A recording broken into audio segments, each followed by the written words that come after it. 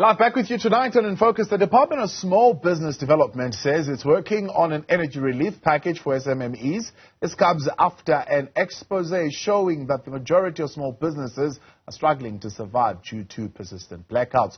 While some are surviving on generators during load shedding, the high petrol cost is also pushing businesses to cut down on labor.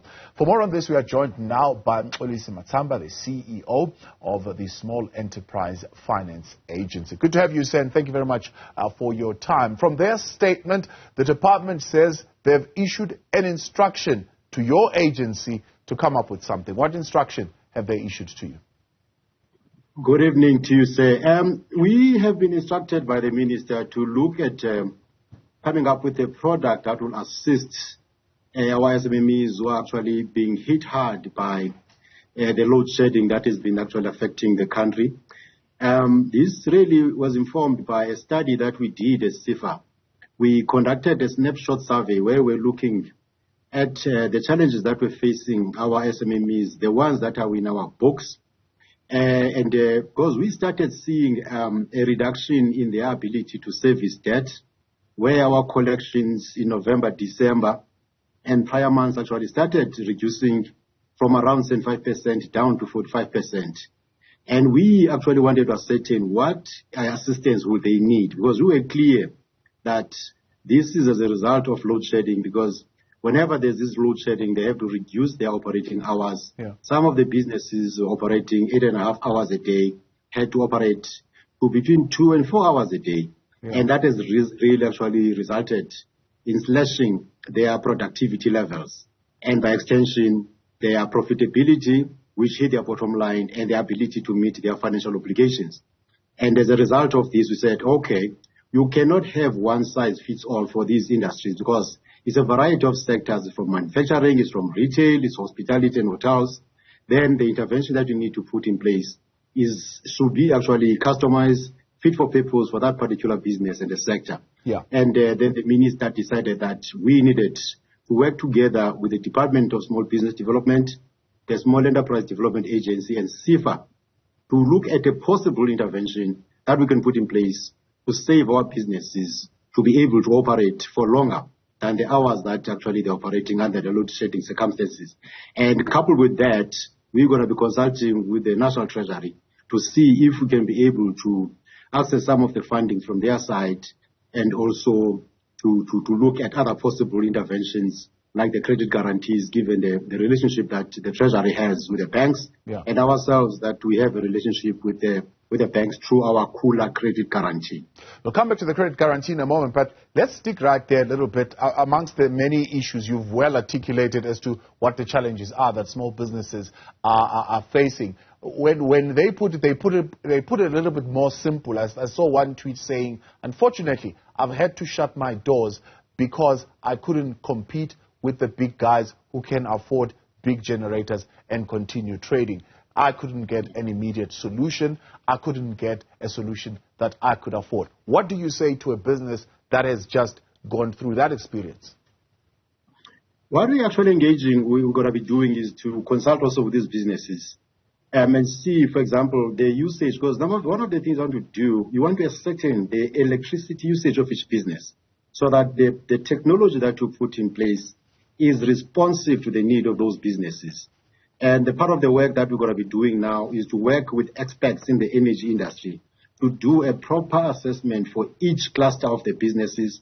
We're working with the Innovation Agency, the CSIR, the Department of Mineral Resources, but we're also going to interact with the energy experts to say, if one is running a hotel, how much energy do you need to survive during load shedding?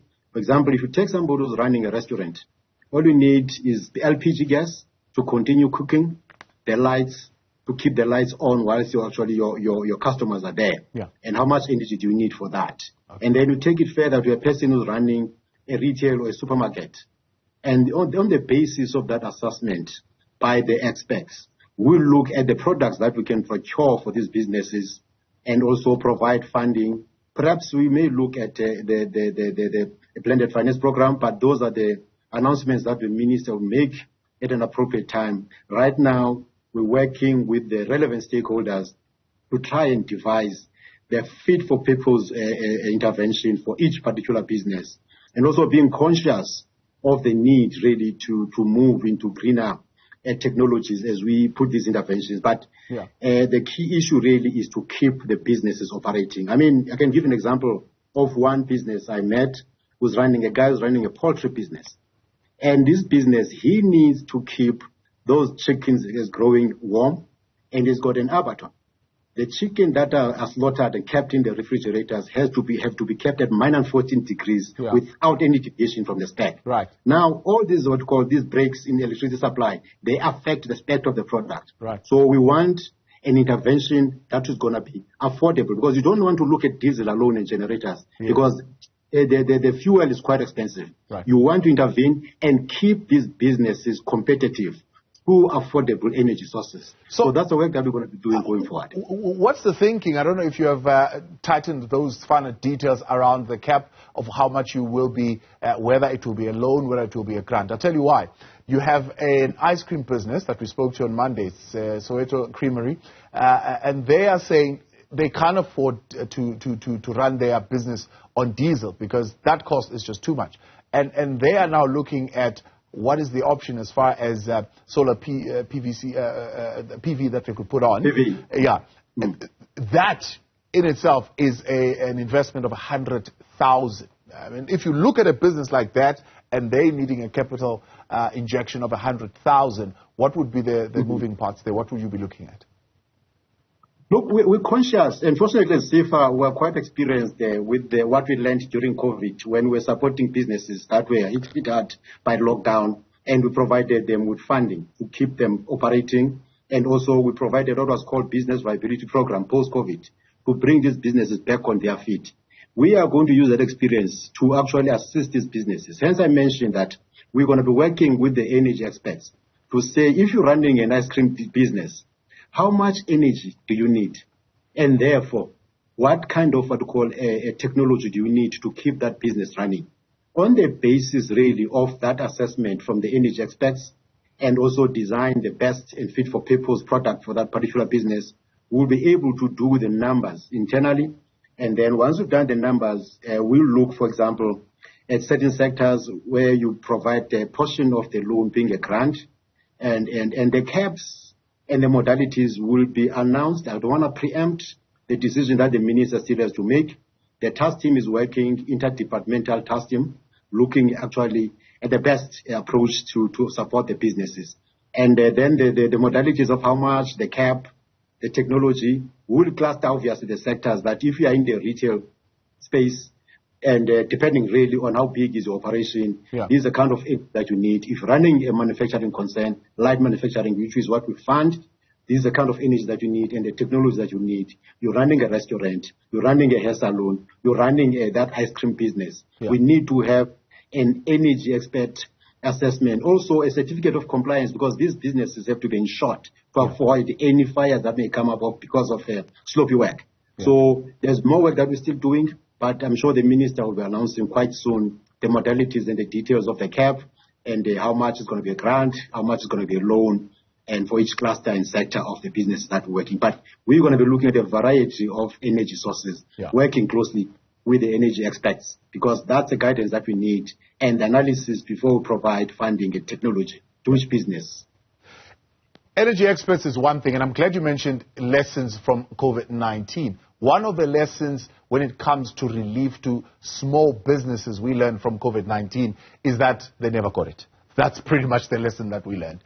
Government said we are going to guarantee, but banks did not release the money. So the people never got it. And that has been the biggest criticism around the relief that was arranged by government. What lessons did we learn there that we're not going to repeat now?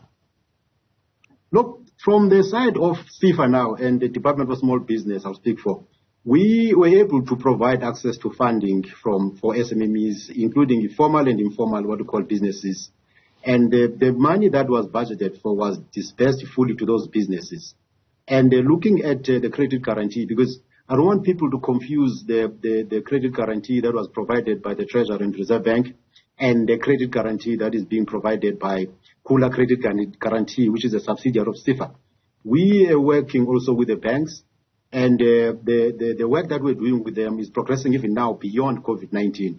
I think the key issue there is the ability to respond to clients and verify really the authenticity of some of the applicants to prevent fraud, and also to give back actually the money that was guaranteed and what people applied for on time, because we want people to continue operating because they're losing money now and we're losing jobs at the same time. So what we learned from our side during COVID-19, what is important is, number one, make sure that the applicants are authentic. Number two, make sure that the people that to provide the money to are tax compliant, because we are using taxpayers' money to provide this support. And thirdly, the turnaround times are critical because these businesses, they want to get back to operations as soon as possible. And those are some of the lessons that we've learned during what we call the COVID-19 era.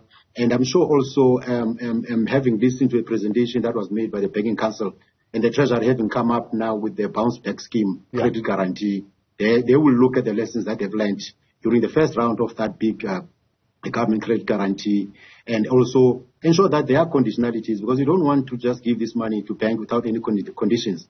Otherwise, they will end up funding businesses that ordinarily were going to work without this support. And we want to intervene as government in those areas where there are those binding constraints, where businesses are struggling, to unlock all those issues that need to be unlocked as part of that sharp and pointed intervention.